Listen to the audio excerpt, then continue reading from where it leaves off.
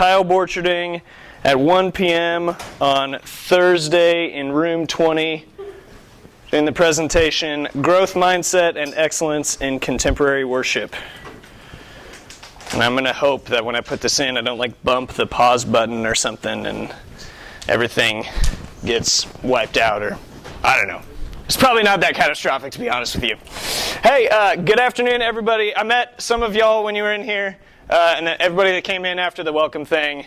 Hello.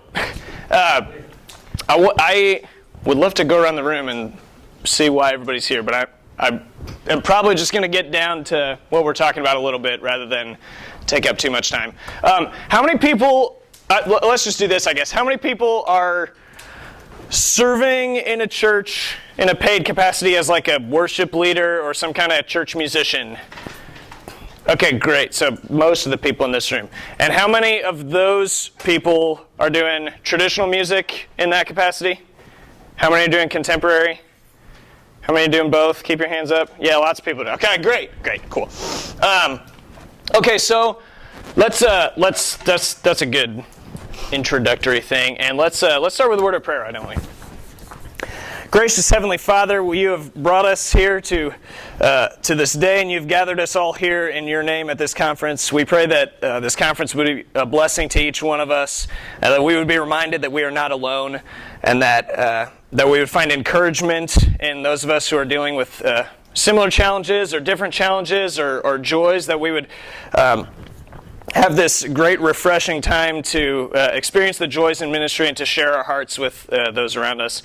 Strengthen us by the power of your gospel and what your Son Jesus Christ has done for us, dying on the cross and rising again, so that whatever we face, we know that our hope and our future is secure in you. In Jesus' name, amen. All right, so who am I? I am Kyle Borcherding. I'm the worship pastor at Our Shepherd Lutheran Church in Avon, Indiana. So what that means in our context is I am kind of big picture, generally doing a lot of worship planning. Our congregation is suburban Indianapolis, and so we have about 2/3 of our worshiping body is traditional service worshiping people, and about 1/3 is contemporary. So we do the two different style things where we've got the same readings, the same kind of service outline in those two settings, and I have kind of big picture worship planning stuff as far as kind of working with what are we doing sermon series wise, are we doing liturgical things different for a different series or whatever, that kind of big picture planning and coordinating volunteers across both styles. But we also have a sanctuary music director that is our primary organist, and he handles most of he does choirs and handbells and things like that. So my kind of hands-on stuff is on the contemporary side as far as leading rehearsals and choosing songs for our contemporary service.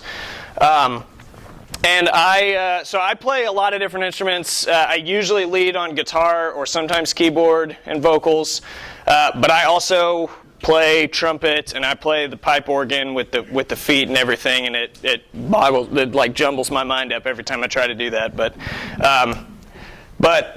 So I have anyway. My point is I have kind of experience in both worlds. What I'm looking at specifically today is mainly the contemporary side of things. I'm a father of 3 little ones, and I like to show them off sometimes, so here's a nice picture of them. They're great. I have a 4-year-old Trevor, a 2-year-old Emma, and Avery there is 5 months, just earlier this week. And then my wife Kelsey and I have been married 7 years, and so we are... That's us. We were serving in Waco, Texas. First, I graduated from Concordia Irvine. Our first position was in Waco, Texas, at a church called Trinity, and then we've been now at Our Shepherd Lutheran Church for 7 years, I guess, about. In the Indianapolis area. And I'm finishing the Specific Ministry Pastor program, the SMP program. Some of you are probably familiar with that through the seminary. So that program is a 4-year deal, and you're ordained in the middle of that 3rd year.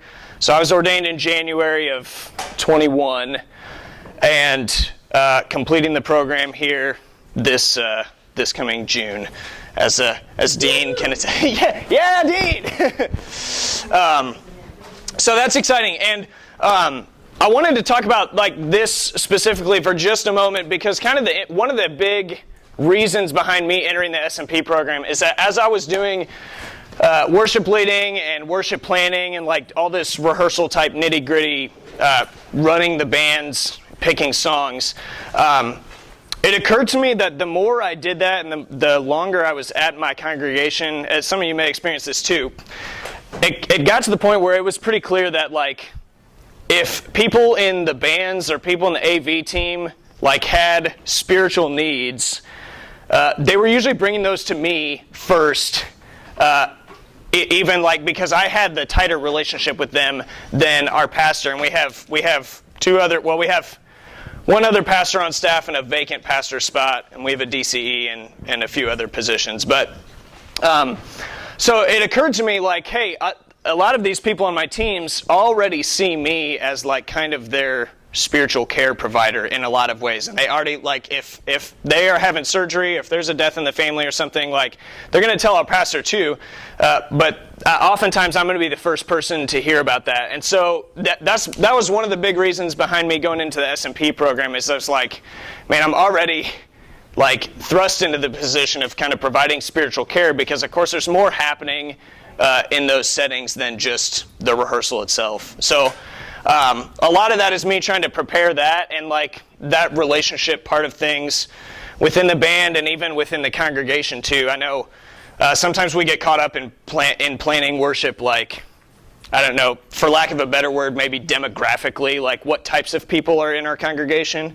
But oftentimes it really matters, like, not just so much, oh, we're like this type of church, but like that John is one of the people that's coming to worship today, and like kind of having a relationship with those individual people and knowing their story can kind of shape, even on an individual level, just the way maybe you phrase things or things like that. So that's a little bit of an aside from where we're going today, but kind of one of the reasons that I entered the SMP program, and kind of what I was trying to get out of that.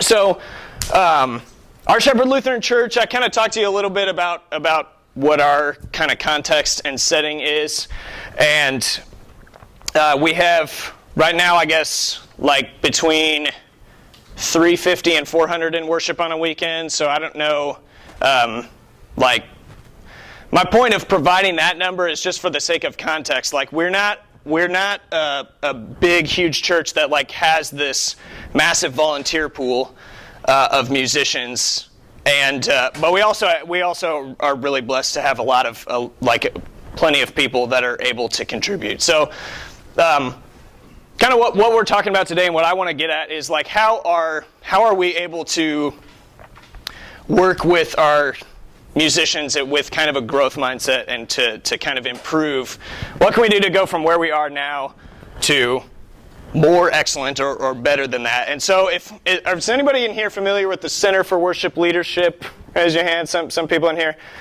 So they have this, they do like a core 1, 2, and 3 thing that they kind of break down these various aspects of planning worship and leading worship. And so they break it down. Core 1 is worship theology, core 2 is ministry leadership, and core 3 is practical skills. What we're talking about today is I see it mainly in that core 3 vein, as far as like practically how can we improve what our band sounds like, given the resources that God has given us in our own different contexts. But what I have found is that core, those things are not inseparable, of course.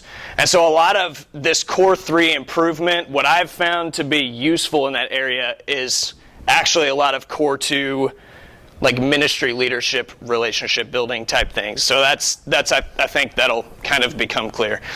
And then just my last disclaimer before I kind of advance the slide and jump into it is this is a best practices conference. So these are some things that have worked for me. I don't know what your context is. Maybe some of this works for you. Maybe it doesn't. You can feel free to use whatever you glean from this and trash the rest, and that's great. As Pastor Jeff likes to say, it's a free conference, so that's you get what you pay for sometimes. Okay. Okay, so has anybody heard about this distinction between growth mindset and fixed mindset? There could be people in here that know this better than me. I'm not like deep into this world. But in 2008, there was a book published by Carol Dweck, and I haven't read all of it, but basically it kind of launched this kind of, there have been a lot of subsequent works in the field of education and all kinds of things, focusing on this difference between a growth mindset and a fixed mindset. And I'm not, like this is in the title of my presentation, I would not say I'm presenting on this because I'm in no way an expert on this particular distinction. But I think it's a good springboard for us to like jumpstart our conversation about worship and music. So we'll start here. I would kind of illustrate the difference of this. You can imagine that there are two children. There's a boy and a girl, and they're learning to swim. They jump in the pool, and the boy, they both get their kickboards, right? Because that's how you learn, I guess. It's been a while since I learned how to swim, but they got their kickboards, and the boy gets on the kickboard, and he is just a natural. And he flies down the pool on his kickboard, and he's like, man, this is awesome. Oh, I love swimming. I'm so good at swimming. Swimming is great. And everyone praises him, and he's like, oh, you're a natural. You're like so good at swimming. Okay, and the girl kind of struggles. She's got her kickboard, and it's hard for her to get down the pool. It takes a little bit. She has to keep trying and keep trying and keep trying. She has to make different adjustments, and it takes her a long time. And so she feels like, oh man, maybe I'm not good at swimming. But she continues to try, and she continues to do different things as she asks her teacher for help, and eventually she also is able to swim down to the end of the pool and back with her kickboard. Okay, then, of course, they're learning to swim, right? They're not learning to do just the kickboard thing. So they drop the kickboards, and now they both get in the pool, and now it's hard for both of them because they've never learned how to swim, and the arm movements are weird. And so the boy who is a natural is now struggling, and it's hard for him to do this struggling part because what he's been told this whole time is, oh, you're a natural at swimming. You're a great swimmer.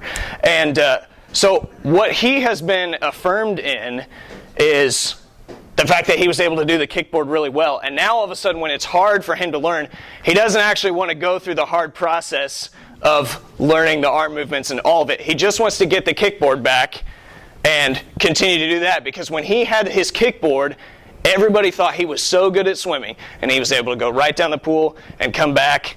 And you can kind of see where I'm going with this. The girl who has already had this experience of failing and having to do this a bunch of different ways is all of a sudden she still can't swim down the pool either, but she has learned how to tackle a challenge, how to fail, how to do something wrong, and learn from it. And so eventually she is able to swim up and down, and then the boy who just wants to keep going on his kickboard hasn't actually grown or learned how to swim because all he wants to do is that one simple thing. And so this is kind of an illustration of the boy has what is called a fixed mindset, and the girl is exhibiting a growth mindset. So a fixed mindset is... the words are kind of self-explanatory. But a fixed mindset is eager to demonstrate that you are good at something. So a fixed mindset wants to not necessarily challenge itself, but wants to demonstrate that it can do something well. So instead of trying to swim all the way down the pool in the way that's hard and it's going to look like you're failing, the fixed mindset would rather do something easier, even if it's not pushing outside their comfort zone. And so there are all kinds of, I won't go through all these. That's kind of this one. Desires to look smart as opposed to desires to learn are kind of the opposites. And so you can see how this kind of, how this can have enormous impact kind of throughout all different facets of life. And we talk about this with our kids a lot of times too. Rather than praising my son, like for, oh, you hit that baseball really far, it's almost more important to praise him or people in different situations for the fact that he missed 6 times, and every time he missed, he picked his bat back up and tried to hit it again. Because it's really the growth that you want to praise, because that's ultimately going to drive you farther than just saying like, oh, you did that really well, and kind of saying like, kind of establishing that like, oh, you're good at this, or maybe you're not as good at this. Well, maybe you're not as good as it because you just haven't tried it that much, or maybe you haven't figured out how to swim without the kickboard. Maybe you're a great swimmer, but it just takes some time. So then, the growth mindset doesn't see failure as being something to fear or something to shy away from. Like the fixed mindset, again, like desires to look smart, and so because they want to look smart, they avoid challenges rather than approach a challenge and, oh, maybe I won't succeed at that. Whereas a growth mindset sees failure as an opportunity to learn and to grow about, like in a different way. I think one of the big things that is talked about in this world is the power of the word yet. So rather than saying I'm not good at X, Y, or Z, I'm not good at playing guitar, to kind of teach people, bring people into a mindset that says, I'm not good at playing guitar yet. The reason for that is, I don't know. You can figure out the reasons. Maybe I haven't practiced enough. Maybe I haven't practiced the right thing. Maybe I don't have the right resources. But that power of, I'm not good at this yet, or I can't do this yet, leaves open that possibility and kind of brings into mind that, oh, that's just the state that things are now, but I'm not dumb, or I'm not a bad musician, or I'm not a bad artist, or whatever. It's just, I need more time and work on that. Is this familiar? I know some people said this is kind of familiar. Does this resonate with anyone? Any thoughts or comments on it from your experience, maybe? Yeah. Actually, my 2 children. I have a 10-year-old and a 7-year-old. Oh, sorry, she just turned 8 on Thursday. Oh, nice. My daughter is growth mindset, and my son is fixed mindset. Yeah. And they can also be a little bit competitive with each other. And Okay. And that's a whole other thing. But so James, my son, he tries something. First time he tried to learn to ride his bike. Yeah. It was the same thing. I'm just like, Yeah. I'm not good at this, but I don't want to do it. Yeah. And most times there are things that come really easy to him. It's just like the swimmer. And Yeah. Then he gets so discouraged when Anna, who is 2 years younger, can do the same thing. hop Yeah. on and do it. Right. Yeah.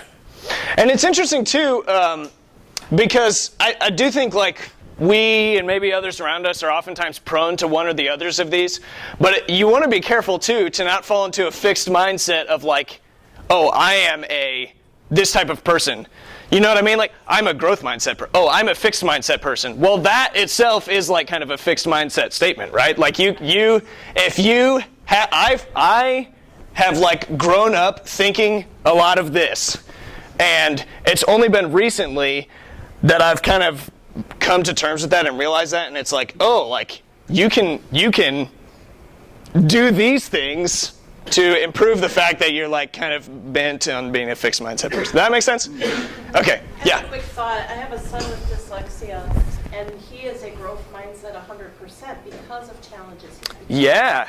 And I always tell him, you're going to succeed in so many things because Yeah. of your perseverance. Yeah, it's a huge thing. Really changed who he is. And the perspective of that for you and for him, like to see challenges as a blessing, Yeah. that's going to be something that allows us to grow. You bet. Like, You bet. that's so backwards from the way we think. Yeah. Oh, yeah. Yeah.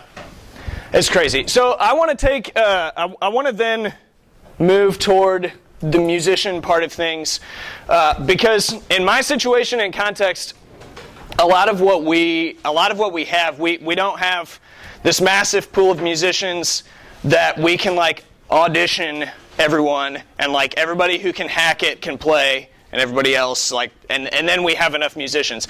Like, we just don't have strictly enough players to be able to do that. So then the question is like, how are we going to address this. Sometimes the way we address it is we have a smaller band that has better players because we're like, oh, we don't have a drummer who can actually hack it this week, so we're going to do something without percussion. But to kind of build into our bands and get more people in, because we're not just like auditioning everyone and saying like, if you can cut it, you're in. If not, you're not.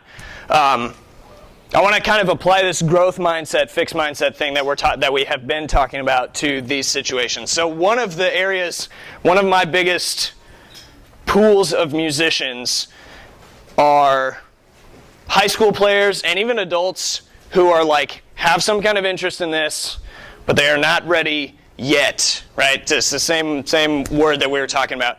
And so one of the very first things that I put on here is that recruiting new players recruiting is relationships. And I think I have found this to be the case because I don't know if you, like however you acquire more musicians or even volunteers in general, it's really challenging. You can have a lot of challenges that result from just like standing up front and be like, hey, if anyone plays an instrument, why don't you come and join us for band or something? Because you like any number of problems can come from that, right? And no one's ever experienced any of them. And also, and I, like especially for other things too, you might have people who would never answer that. They would never say yes to that. They would be like, oh yeah, no, I don't play. I see what the band does up there, and I don't do that. I can't do that. It's foreign to me. Like I took classical piano for 5 years, and I would have, if you put a chart in front of me with chords on it, I would have absolutely no idea what to do with that. And so a lot of the recruiting and a lot of like our new musicians come not from like these call out things or an announcement in the bulletin, but rather like getting to know the people who are in your congregation, getting to know the people who are at the worship services, getting to know their families, getting to know their stories, and you find out like, oh, so-and-so's 8th grade son is playing percussion at school, and so like, well, yeah, he plays in his 8th grade band and all he does is play snare drum. Well, you have kind of an opening there to maybe open the door to something different that you might be able to use in a worship service. And without knowing that family, like they're not going to come to you and be like, oh, by the way, Johnny is interested in playing drums even though he can't play the drum kit and he like just started playing snare drum and things like that. So the relationship building is a really key thing.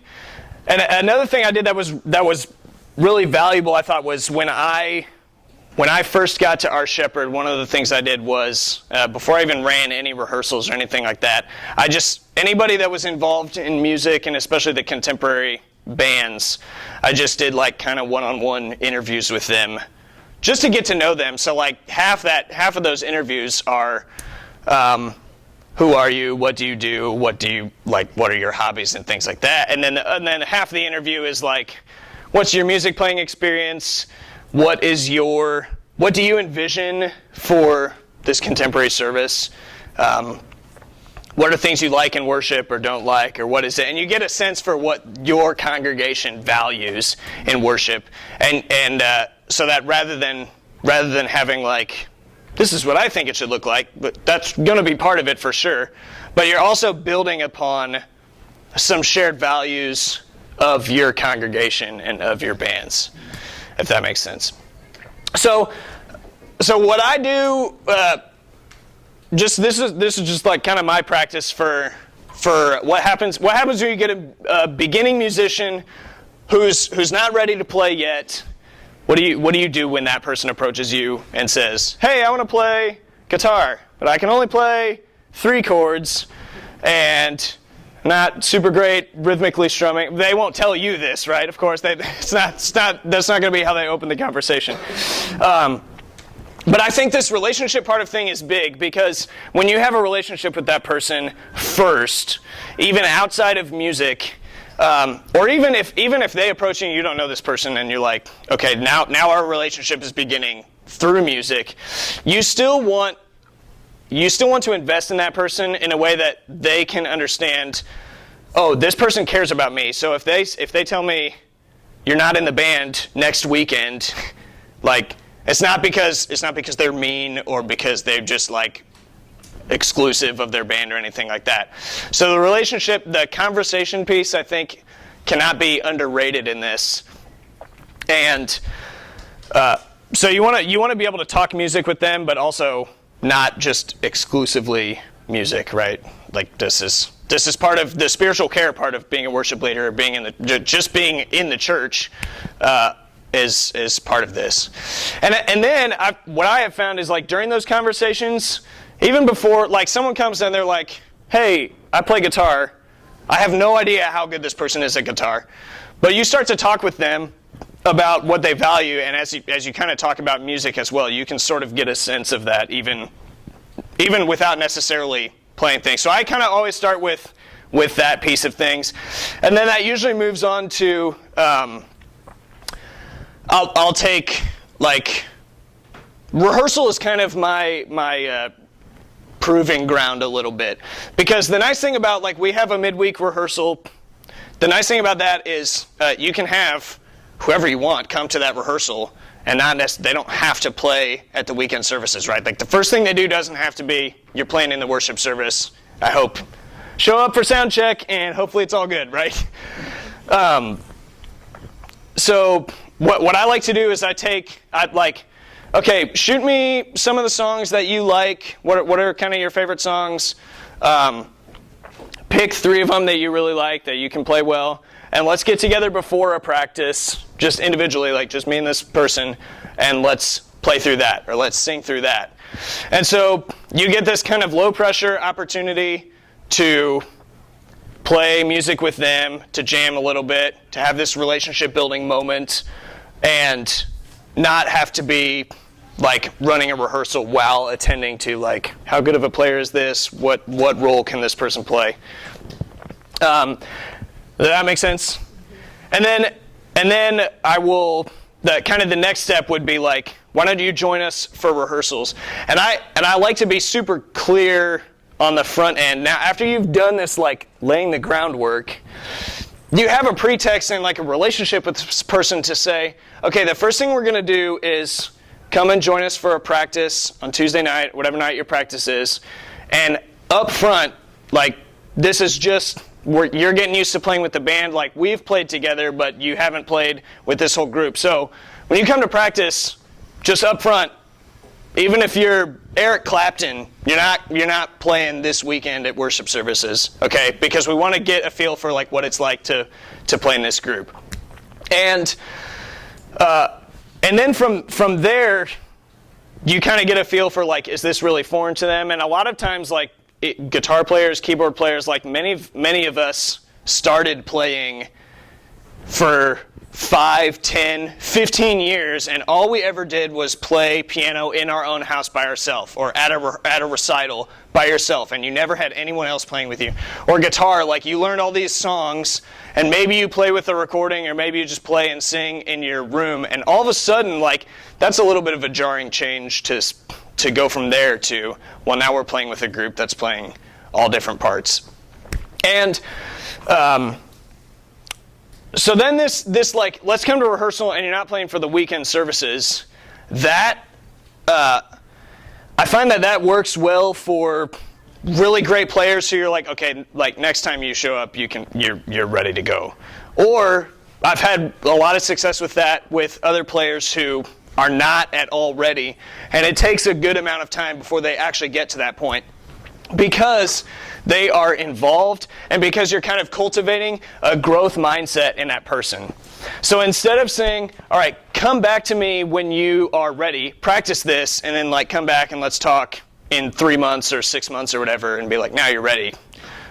Instead, kind of bringing that person along because they have something to practice for next week, or for 3 weeks from now or whatever. If they can only come a certain, however often, you can kind of cultivate in them a growth mindset about their own playing, and involve them so it's not just like, oh, yeah, you can be an usher or you can be on the soundboard or something, because like, yeah, 'cause what you want on the soundboard are like people who don't know music.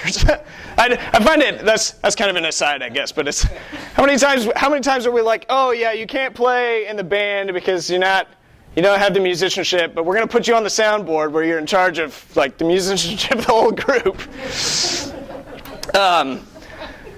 Anyway, that's a whole nother thing, right? Okay, so as you bring these people into practices, you start to feel like you're able to run rehearsal and attend to the fact that this player is new and kind of give them some pointers. So then I would, either before or after, like kind of during this process, I do some, like a fair amount of one-on-one like lessons, almost like private lessons, I guess, but I don't call it that to be like, oh, now you have to pay for this or something like that. This is just like a good way for me to kind of grow the band and to equip people for being able to play. And so this is especially helpful for new players who are unfamiliar to the style. So one of the things that we've had in my group are we have at our church quite a number of people, well, I don't know, 3 or 4, but keyboard players who are like classical pianists and like they can play well, but they can't. They like, you give them a chord sheet and they're like, all it says is E. What am I supposed to? I just play the one note E. Is this supposed to be a piano thing? What kind of sound is this going to be? They can do it the other way too. Yeah. Oh yeah. I literally had in a practice, and she's great. She's a lifelong piano teacher, and I literally told her, we have a bass player. Yeah. You put your left hand on the keyboard, I'm going to tie it behind you. Right. Because they learn to play. Because for 20 years she played, right, she played everything, yeah, and it was the only one playing and never had another instrument playing with her. Right. So this got me to thinking, and I actually inherited like a few sheet music pieces from when I was at Trinity.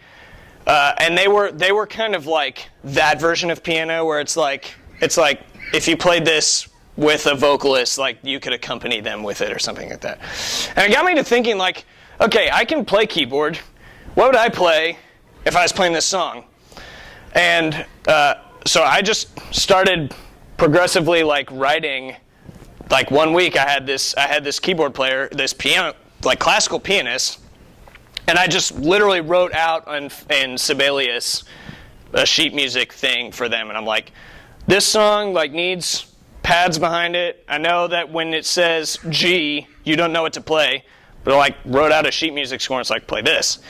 And so I have kind of built up a whole list of that. And now I have like with all of our songs, with kind of our repertoire of songs, I have all this like sheet music for piano that's not actually, it would not sound good at all if you played it by itself. It'd be like, what is that?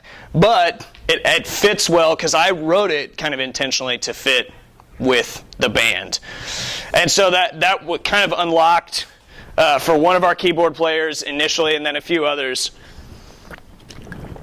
a way to bring someone into the band who had interest. And kind of going back to this relationship piece, this player who initiated this, she said she's not natively a contemporary music person, but she was like, this is a way I can serve. If this is of any value to you, like she came and approached me, and that would never have happened if I didn't have a relationship with her outside of music. Like she doesn't consider herself a pianist. She played years and years and years ago, and it like came up in conversation like, oh, hey, I used to play classical piano. And I was like, oh, we can work with that. So she had this interest in like serving kind of outside her native worship vocabulary. And I was able to kind of resource her and equip her with something that she needed to become this player that's crucial to our band as well. And so she was willing to step outside her comfort zone and play a piano that didn't sound like a piano. She was willing to have a growth mindset about that. She was willing to have a growth mindset about playing in the key of B with 5 sharps just because the guitar player likes to play in that key. And so it was kind of a big, that like, this is just one of those experiences where like being able to resource someone who doesn't have it right when they show up, but they're committed to getting better and they have this growth mindset. All of a sudden, like that player, instead of just auditioning her and being like, sorry, you don't have it, was actually able to kind of, over the course of months, kind of grow into the band and into a player that can actually play. I had another high school student who was really, really, really excited about playing in the band and really, really, really not ready to play acoustic guitar in the band. And she, like, this is like the epitome of growth mindset. Like, I invited her to rehearsal, and I was like, look, we're not playing right away. And she came to rehearsals only, never played in a service for like 8 or 9 months. And like the kind of commitment that demonstrates to like getting better. And also like you set a standard of like, well, in worship, we're going to give God our very best. So you give them something to shoot for instead of just like, oh, I showed up, I'm good enough, this is fine. And instead of 9 months later, her being like that same level, she instead practiced and practiced to get better at things. Yeah? I was just going to ask, so though we can't assume that everybody has, well, not even volunteers, we're talking about leadership. Yeah. We can't assume that they have the ability to read sheet music as well as chord charts, because not everybody was classically trained Right. in any instrument Right. necessarily. But in the, for the sake of the recruiting and relationship side, would you suggest that all of us be at least familiar in the styles of everything? Like, I have to know that a piano has certain limitations in how you can chord things. Yeah. My violin player can't play certain notes. Yeah. Right out her parts. Yeah. That's a great point. I'm going to get to, if I don't run out of time, no, I will get there, I promise. Scout's honor. I will get to kind of how we can then be growth mindset oriented as leaders, because I think that's kind of where you're going too, is we want to cultivate a growth mindset in our players, and part of that is us as leaders learning, like, what can I do to be a better worship leader? And part of that is like, what can I do to be a better guitar player myself? And part of it is, what can I learn to like be of value to my drummers, to be of value to my keyboard players? So yeah, hold that thought. I think we'll get there. Yeah. The question that I ask my volunteers all the time is, how can I help you win? Because it's my responsibility. Yeah. It's my responsibility as a paid member of the staff, like, to be able to equip the saints, right? Yeah. So if there is something that I can do, even if it's staying an hour and a half after rehearsal and writing out parts or finding sheet music, like, being Yeah. able to do that, again, strengthens the relationship and lets the volunteer know that you're there to help them succeed in Yeah. ministry. Yeah, that's so good. That's a great, the way you phrase that question is awesome. I like that. I'm wondering, when you have people like come into rehearsals, are you having them participate in the rehearsal as well? Are you having them play? Yeah, typically I have them play as, yeah, usually I have them play, I plug their instrument in as if they're in the band. And so that can complicate rehearsal a little bit. I mean, you can also, depending on where they are, like if they're close enough that they're not going to train wreck the song, right? If they're not at that point, probably want to do some one-on-one stuff with them first, I think, before you like where they can at least, like, even if they're not good enough to like play up front, like they can be playing during the song and you can still have a rehearsal. Turn down an app. Yeah, right. Yeah, so there's kind of a give and take there, and I think part of that is like, again, the relationship, like kind of knowing in some of those one-on-one meetings, like at what point are we ready for that step. And I think also, this is the promise that I make to our players, that I try to put like a positive frame on this, that I'm not going to have you like up front playing in the worship band until you are comfortable and confident that you can do it. Which some people, like the very fact that you have this standard and you're bringing them to practice, I think is helpful, because that takes away this attitude of like, oh, well, I'm already, like, why do you have to wait for me to be confident? Well, you're kind of presupposing already, like, something different is happening here, and it's going to be different than what you normally do if you haven't played in a worship band before.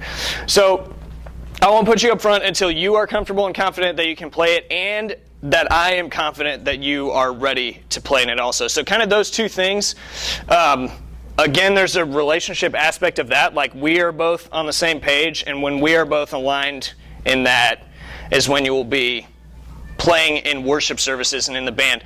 And I have found that kind of going through this process and easing people in instead of just saying like, oh, you can play, that's fine.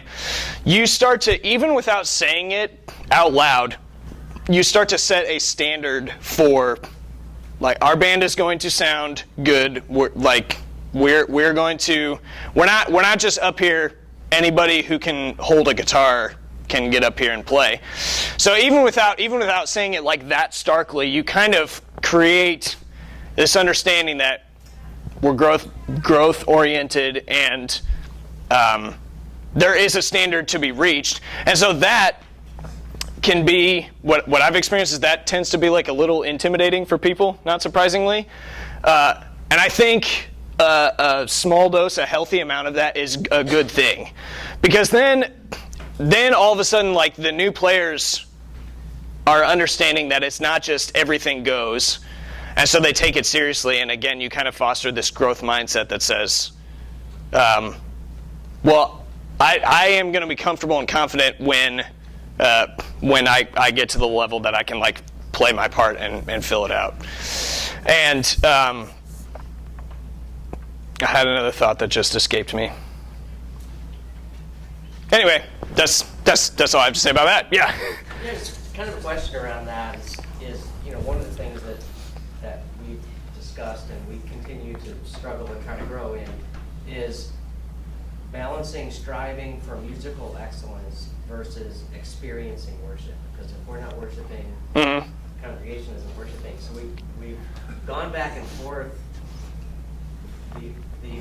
My other leadership, worship leader, we're on different ends of this. Okay. Of should we dumb down songs so that we can play them more fluidly and experience worship, or should we be striving for excellence? Yeah. Right, and we're Yeah. That's a great question. Yeah. I mean, with anything, I'll sit on the fence, I guess, and say, like, there's a balance. But I would lean personally more toward you are leading the people in worship, and sometimes the attention that is put on that means you are working, right? And sometimes like the trick to like, I want to be able to engage in worship while I'm up here leading the congregation is, I mean, really as simple as practice. Like, it's in my opinion, not like, let's set the bar lower, but let's, like, the only difference between playing the song from memory and playing the song, like, glued into the music like this is play it 100 or 500 times or something like that. And so that's kind of my take on it. I guess that's kind of the way I would lean. But that's not to say, like, I mean, your point is well made. Like, the band to be engaged in worship or not is definitely something that you can see and feel. And so yeah, maybe I would say rather than set the bar lower is like choose songs or things that are going to be a little bit simpler and more within reach, or slim the band down. So, because, like, sometimes it's like, if you got 8 people up there versus 4, you can play the same songs, but, like, just having the smaller group and maybe they play less frequently is, it's just, there are less moving pieces when you have a cajon and an acoustic guitar and a bass than when you have, like, a full kit and yeah. So let me move on from here because I don't want to run, like, too far over. I think, does anybody? I never know what times these things end. 2:30 is your. 2:30. 2:30 is the break, or 2:30 is the next thing. Okay, awesome. We can do Can I that. ask a Yeah. question, a philosophical question? Would you use a musician who is not a believer if they were more on the backside, like a bass player or a drummer? Like they're interested, Yeah. kind of inquisitive about Christianity.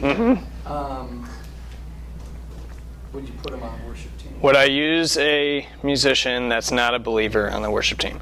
I've never personally encountered this situation. I think I probably would. Like maybe, kind of like you suggest, like not as a lead vocalist who's like the primary person like engaging, but What would Jesus do?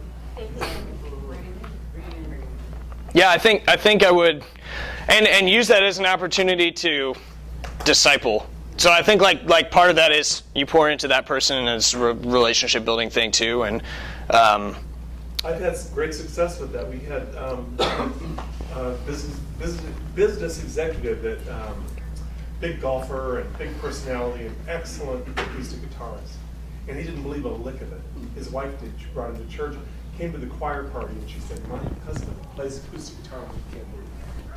So I got the relationship that you were talking about. Yeah. And got him in there, and he is, we're not singing the phone book here. And I do believe that the Holy Spirit takes those words and whatever heart, that seed is sown. And sometimes the ground is hard, and sometimes it's watered. It took the death of his father, and boy, was that soil watered. And but he was in that band when his dad died, and wanted us to play for the funeral. And I mean, you just don't ever know. And I think this is what we're called to do. right, yeah, I was going to say, obviously, that's a very nuanced question, but different experiences produce different results. But that being said, Jesus didn't leave the 12 apostles after meeting them the first year. Yeah. So, like with your model, how you run it, or even like how, I'm sorry, I didn't catch his name, but how you run it, the relationship is the important part, because if you don't disciple well, that person could very easily never believe anything. And that would negatively impact. Like if someone saw someone up on stage week after week, like, well, they can't even remember. They don't even believe. They don't I saw them doing this, doing that, posting this on Facebook, whatever it is. Right. And that's obviously our job to disciple in that. So as long as that's being followed, I feel like everything else will, just kind of come with it. Yeah, and I think part of this too, if you're in a situation where that's like a question for you, I would say, like maybe you want to talk about, I don't know if you would call it, like in high school, in youth ministry, you would call it like a covenant or something. Like we in this community, we who are a part of this, if it's act like this or believe something, or maybe it's not a statement of belief, but it's like some kind of, like when you're up here, you're a part of something that is bigger than just you. So maybe even just defining that is helpful. Yeah. I was going to say I had great luck with that with both a bass player and a drummer, and the spiritual growth that took place by just being a part of the group. Yeah. It's amazing what the Holy Spirit can do. Yeah, it really is. That's awesome, for sure. Okay, I want to step forward then toward growth mindset with experienced musicians. So my issue in our congregation is like if we had, I would not have any problems with musicians if all of like my best players could just play all the time. But of course they can't for many of us. I have a drummer, a bass player, and a guitarist, vocalist, all of whom are in 3 separate professional, like play in public and at bars and stuff, bands, and are just members of our church. Like they are not, it's not this situation that we're talking about. They just were members of our church, and they were like, oh, I could get into that. I play this stuff on the side anyway. So what do you do with those players to cultivate the same kind of growth mindset that's going to foster development and excellence and improvement in the bands? Because again, like if we go back to our analogy at the front, it's great if they can play, but it's better still to reinforce how can we grow and improve as a band, rather than just to say like, oh, you're great on the kickboard, keep it up. So we can kind of do some things here as well. And the relationship piece that we've been talking about is a huge part of it. And with this, in these situations, it's the relationship building is some of the same things as far as like just investing in them and caring about them and their families. Part of it is kind of learning musically and musically, like what do they value is what I wrote here. What do they value relationally? What is it that makes them want to be a part of the band? I think a friend of mine, I think it's Corey Witt that first said this.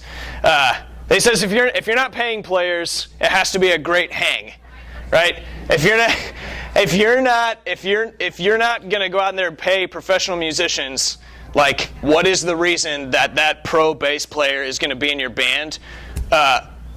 This is the reason. They value something that's happening in your group. And that could be something musically that's happening. It could be a community thing that's happening. It could be a spiritual thing that's a part of what's happening in your group. But what they value is going to be the reason that they will come and play in your worship service on Saturday night and Sunday morning when they could have a paying gig somewhere else at the same time. And so giving them kind of a reason to be there and a reason to come back, that's kind of in line with this. And I talked about those interviews that I did early on. What is the vision that you have for this, and like how can we collaborate on a vision for what our band sounds like, what things look like that provides an opportunity for us to move forward. And so the other thing then is to provide opportunities for those type of players to grow also. So this can come in a lot of different forms. I have one example here that I thought was super fun. At our Shepherd Lutheran, we're on the west side of Indianapolis, and the town right next to us is called Speedway, and they put on this summer concert series where they just get local bands and they go and they play in this like covered thing on a Thursday night, and they just play a 2-hour set of whatever. And so one of the guys in our band was connected to the person who puts this on, and we were like, hey, we could play 2 hours of music. And we didn't even play like any Christian stuff. We just played stuff like this.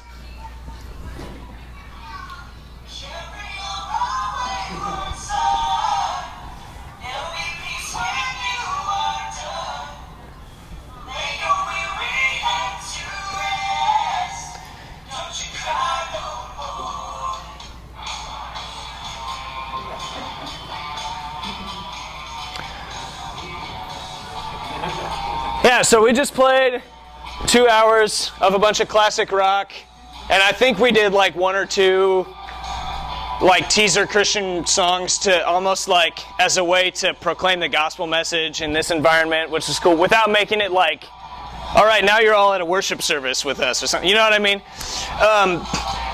So this was great for a ton of reasons. The one I'm talking about, draw your attention to today, is like, so our drummer, our bass player, our guitarist are like,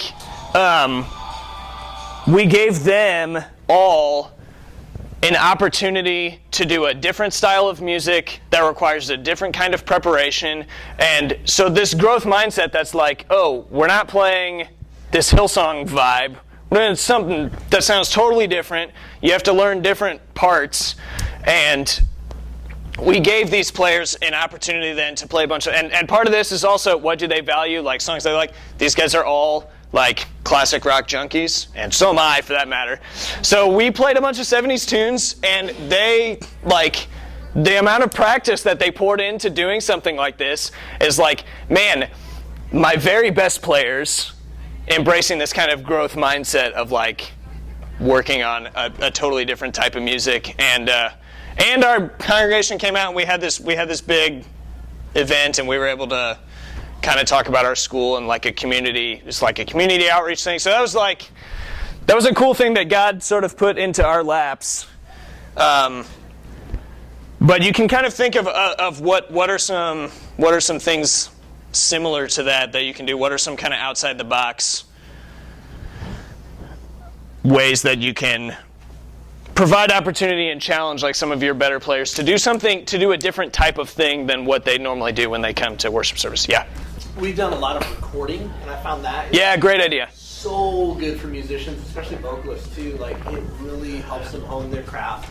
and kind of go, oh, I have work to do. What is it that I sound like when I'm totally isolated? Yeah, and I don't have any of the filters on, and I'm not in a room where it's going to bounce around. And yeah. That's good. That's a very humbling experience. Yeah, for sure. Yeah. So and then also kind of getting into the core 3 stuff that we talk about, practical skills of listening for your part. So another thing to kind of challenge your players is even your beginning players. I think like I try and instill this in people pretty early on, but you put the chord chart in front of someone.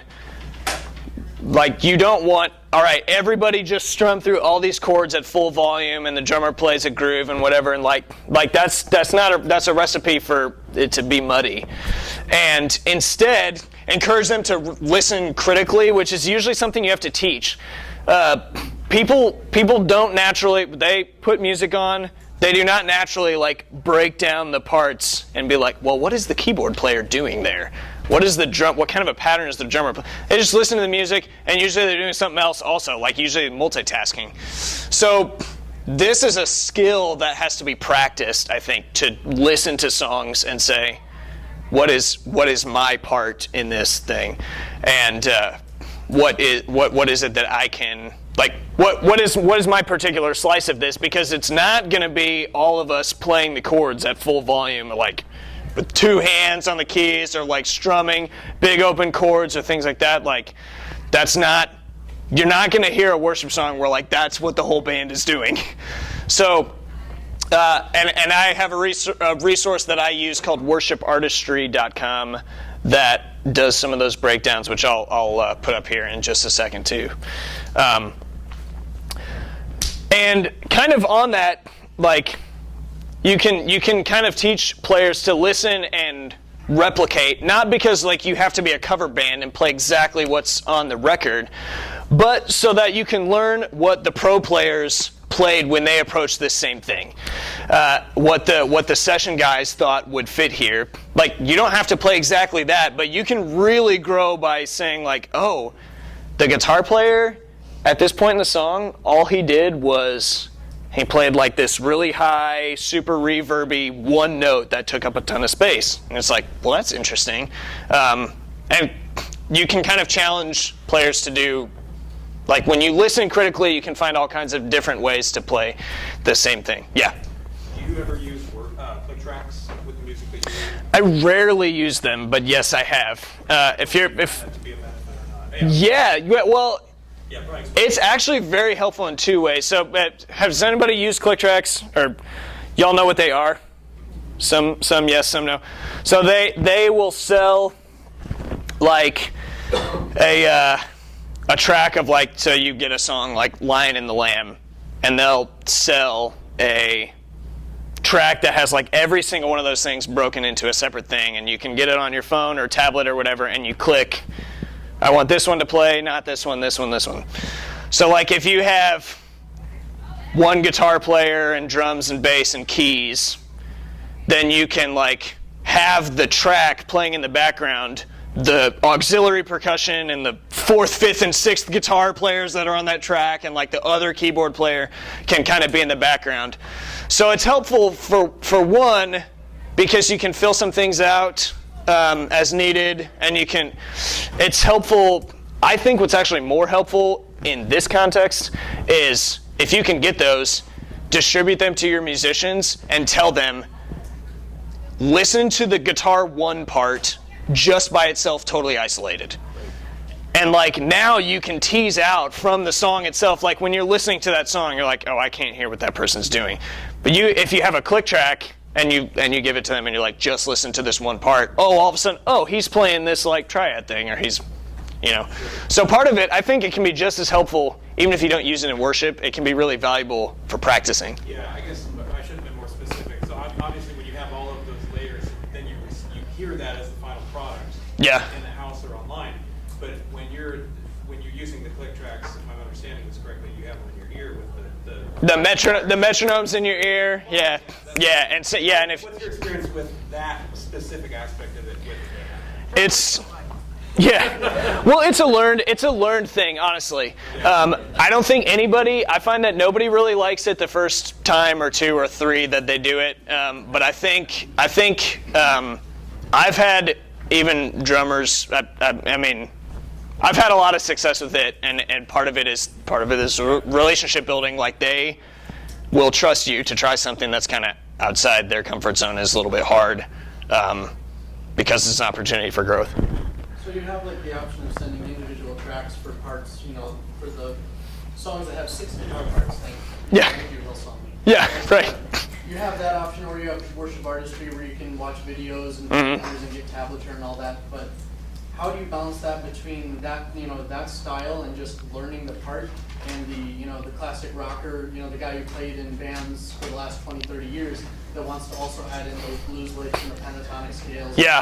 Yeah. So, I think it's everything in moderation. So I don't want to like crunch down on that person's creativity. But yeah, part of it is like I mean, it kind of depends as you know the individual, like what you deem to be the issue. Because it could be a core 3 issue that's like a practical skills, like, hey, this is just, I know what you're trying to do, but like stylistically, it just doesn't fit with what's happening here. It could be a core 2 issue that's like, I want to be playing super sweet licks so that everybody will look at how great a guitar player I am, and then it's like a heart thing or spirituality thing. So I think it's I would say it's maybe case by case, is probably how I would approach that.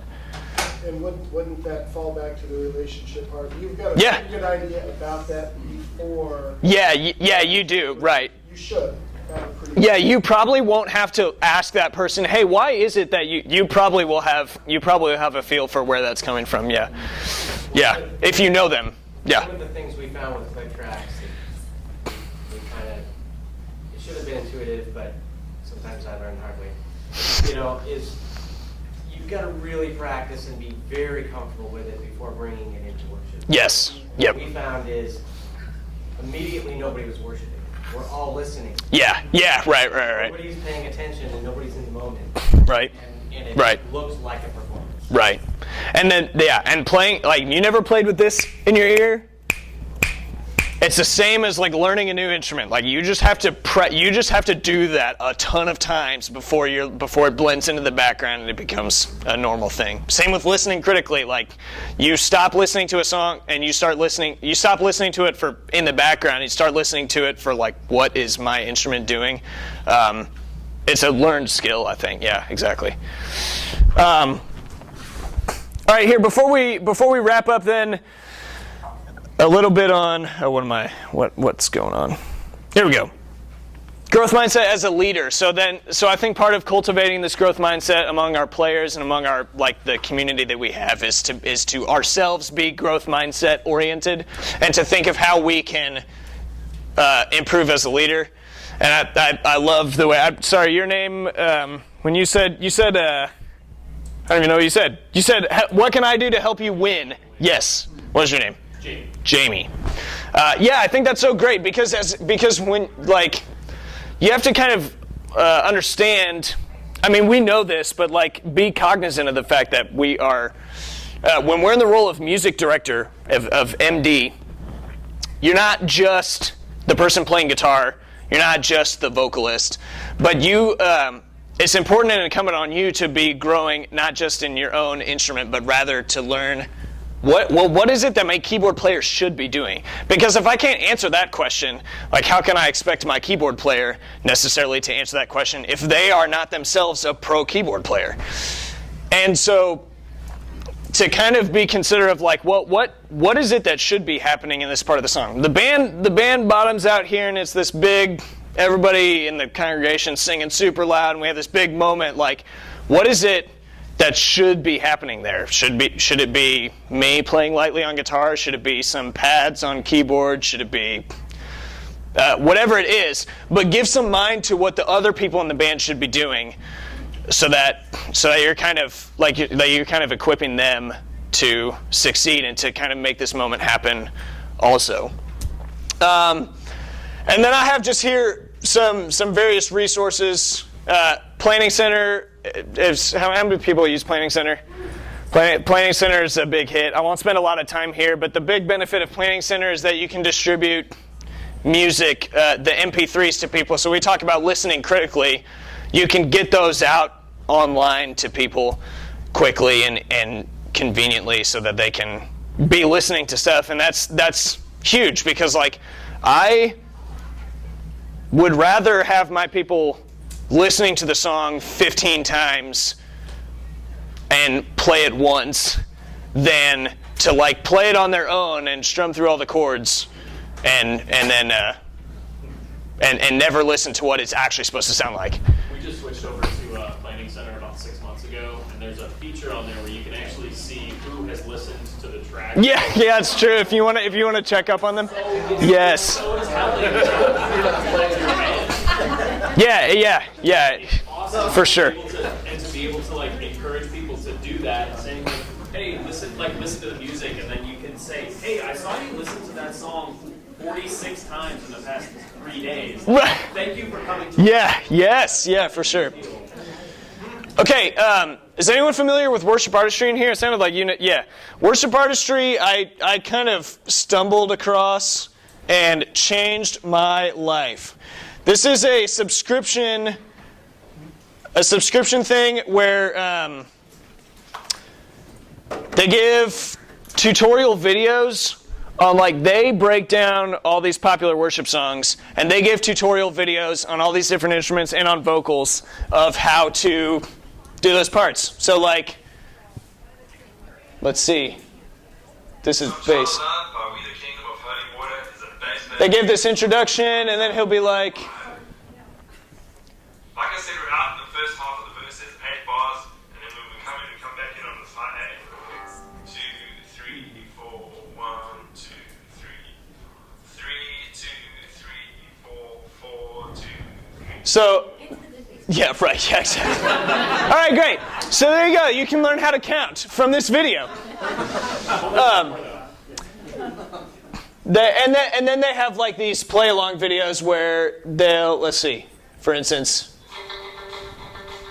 So they have guitar super high in the mix, and you can practice and watch him playing the guitar part, having gone through all these. So if you don't know what the guitar is playing, like, this is when I was talking about listening critically. Sometimes it's hard to tell. A resource like this can equip your people. Hey, go online and find this. And they have, like, team discounts, so if you pay for access for your whole team, then it's discounted, and that's been really helpful. They don't on the video, but you can. They do have transposing charts, and Planning Center also allows you to transpose the MP3s. So, like, if you're playing a song in a different key on Planning Center, there's a feature on there that lets you give them, like, the original key and an adjusted key, where if you get, like, a Chris Tomlin song and you take it down where it normally belongs, and he's like, he sounds like the guy from Third Day, and he's like, our God is greater, our God is stronger. So that's always fun too, just for that effect.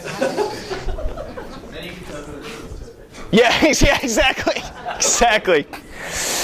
Okay, and then the last one I have on here is Sunday Keys. Who's familiar with Sunday Keys? Sunday Keys is let's see. What is Sunday Keys? Sunday Keys is a bunch of people who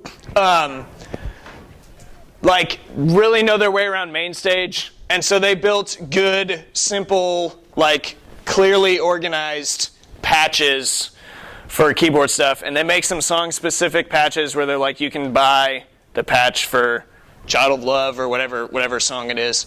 And so they really simplify using main stage, which is like, if you're into main stage, it's like basically you get a keyboard controller that doesn't have any sounds in it, and then you get the computer that has all these good Sunday Keys built sounds, because I'm not a keyboard engineer and don't know how to do that. It's the bomb. It is the bomb. And for their song-specific patches also, Like a great resource, because they have videos that teach you, like, this is how they played this part of the song. So not just the sounds themselves, but actually like here's what we played. Even if you don't buy the patch, even the video will tell the keyboard. Yeah. Yes. Yep. So Sunday Keys is awesome. And I put on here piano scores for classical pianists. I didn't spell pianists right. Yeah, I did. You're good. Those words, like, sometimes you see a word and you're like, that just looks so weird. All right, I'll take your word for it. I'll make mine available to y'all if you want it. Honestly, like, if y'all want to email me, I should write that down, I guess. I can send you what I have, but I'm not one of these like groups online that's continually producing more and more stuff, and I pretty much just do it whenever I introduce a new song. But you want to ask me for it, I can give you some songs that I have, or if you have a particular song.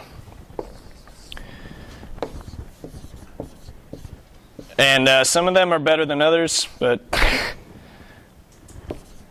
I think I've made enough disclaimers about them. They use them at your own risk. Thanks. Now, did I spell shepherd right in that? Yes. Okay. You want to share these slides? Yeah. I can send this slideshow to y'all too if you email me. Sweet. Yeah, absolutely.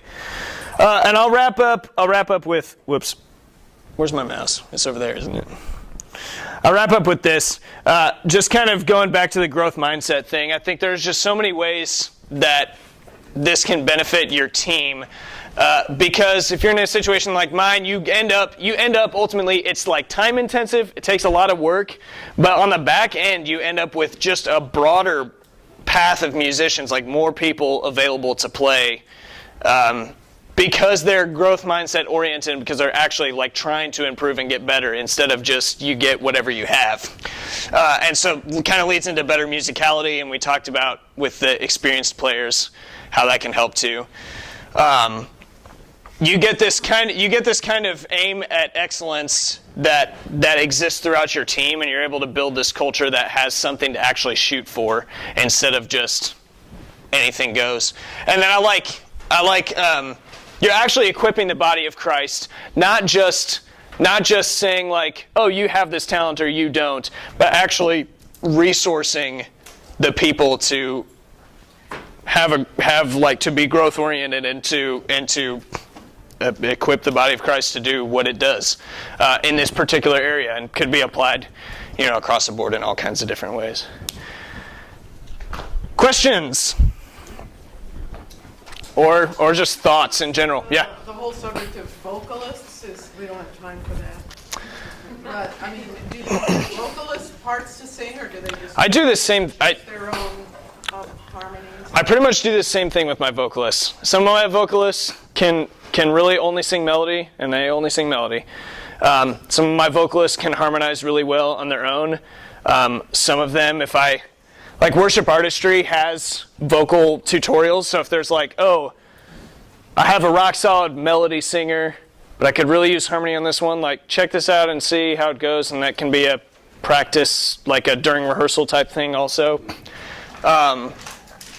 But yeah, I actually during rehearsal will put like, I tell all my new vocalists, I want you to be singing the whole time because you're up front like leading the congregation in worship.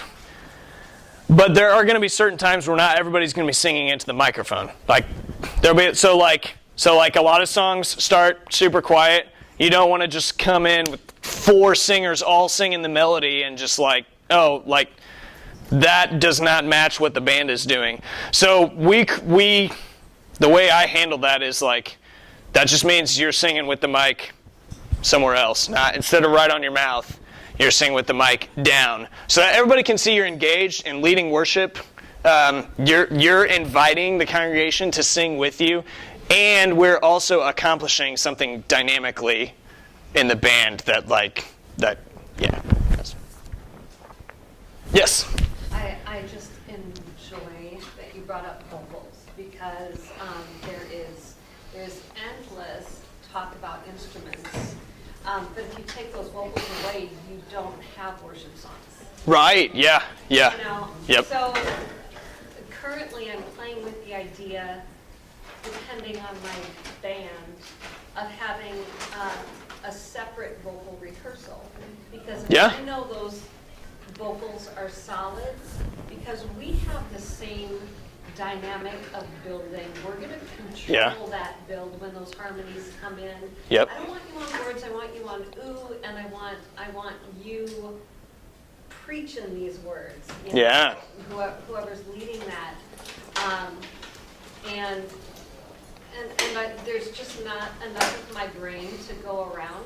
I mean, if I have a vocal rehearsal and we are tight on vocals, and then I bring the band in, Yeah. then I'm like, these guys are fine, y'all, I can listen to now. Yeah, that's true. And honestly, like, have you ever had an experience where, so you can either take an hour and a half to rehearse everybody together, or you can take 45 minutes to rehearse the vocals and 45 minutes to rehearse the band, and sometimes you can get deeper in those separate things, and then you show up at sound check and everybody's like, bam, locked in. So that's a great point. What do you do with a volunteer that plays clarinet or something that's not? Oh man. Would you include them, or would you ask them to learn something else? I don't. Man, that's a great question. Yeah, you want to take this? I just like to contribute. I play violin and viola predominantly. I'm a classical string player, and a lot of it is just kind of, especially with something that is orchestral, that is more melody focused, focusing on how maybe you can do like a counter melody or a harmony when you don't have enough vocals to do a full harmony. You can try to make different sounds. I tend to go a little bit more percussive sometimes. If it's all about kind of like finding a place that can be filled without stepping on other toes. Kind of. And it could be a vision thing too, which is like maybe a harder question to answer, but sometimes it's like there's a time and a place for that when we have like this kind of unplugged, organic vibe. Like clarinet's going to fit really well with that. Most Sundays we have electric guitar, and like it's just like stylistically not what we have envisioned. So I mean, sometimes it's like let's be intentional about how we're going to use that instead of just adding it on top of something that it doesn't really go with. Like maybe let's carve out a Sunday that can do something that fits that a little bit better, maybe. Musical offerings also work real well, just like having the rest of the band do what they would normally do during a song, but having the clarinet or other instrument come in on the melodic line, the vocal line, instead of having the vocals do it all the time. Oh, that's good, yeah. So instead of doing like an offertory or something during your offering, that's something else that you can bring in. Yeah. I was just going to say that on price charts, they actually sell. Yeah. Because I'm not going to take the time. I used to wait simply forever. Right. Because that's not my gift. Right. But they are selling them now, like woodwind section. Yeah. Strings. So like Good Friday, I bring in woodwind and strings. Oh, yeah. I have a different sound. On Easter, I bring in brass. Yeah, that's cool. I could just pay for it on Grace. That's cool. That's a good idea. Yep. For you. And it's like, I don't know, maybe $17 for just certain instrument parts. And that way, I'm using like high school kids are in band, and then that's a specific sound for a specific time. Yeah, and truly, like praisecharts.com should have been on this list probably of resources. If you're not familiar with this, like sometimes I typically write my own charts because then I can have a little bit more control over what specifically we're doing, and I can adjust them as needed. But praisecharts.com charts, like if you're using CCLI charts, it's a world of difference to get charts from praisecharts.com because they will have notes like what we're talking about, where it's like drums do a light toms groove here, or it's like this is where synth drops out, or things like that. Like they have all these notes for the band that on CCLI all you get is like melody and chords, and you don't even get usually the introduction or like instrumental sections or whatever. So when you're introducing a new song to your band, how long will you typically rehearse that song before performing it? Probably depends on the group. I usually get around that by introducing songs when my best players are playing. So I usually won't do it like several times to get them ready. I'll usually have my best players play it once or twice. And then the people who are in worship, who are your other players, are like hearing it, and it's usually like so. Or if it's not your best players, get them the music 3 weeks out and be like, hey, we're playing this new song, practice it. Along those lines, how deeply do you commit to new songs for the congregation week after week after week? How long do you stay on it so they can learn it? That's a good question. I'll probably play it, if I introduce a new song, I'll probably play it 3 times in 5 weeks, and then I'll lay off for 3 weeks and play it again the next month once or twice. How far in advance do you normally have worship themes and songs and chosen? Because a lot of what you're talking about requires a lot of work and planning. Yeah. We unfortunately don't get that. Yeah.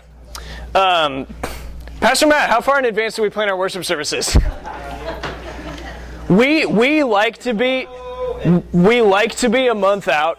We like to be a month out at least. When we have a pastoral vacancy, it doesn't always happen either. And then I mean. The church I was at was quarterly, so we knew where the pastors were headed. Yeah. And then myself and our other worship guy were working. We tried to stay a month ahead. Schedules and songs. Obviously, like, the further you can plan, the better, as long as you're not, like, planning so far that you end up changing it anyway. But part of that is, like, maybe just having a conversation that says, like, because if you're waiting on somebody else to give you something that you need for that, maybe that's just a conversation that says, like, here, there are some things that we could be doing if we had this more in advance, and we're not able to because X, Y, and Z. Yeah, I would say one benefit of the Planning Center Online is our guy who does everything for the traditional services and you who does all the contemporary. When I get on there and put in my sermon summary and they know the text I've chosen and the title, they can from there create the hymns and the songs that matches very perfectly with the message. Yeah. There may be more questions, or I'm happy to stick around for more discussion. I know there's a break here at 2:30, but I'll give everybody permission to bounce. But it's been a lot of fun, and stick around for more questions and stuff. Yeah, thank you.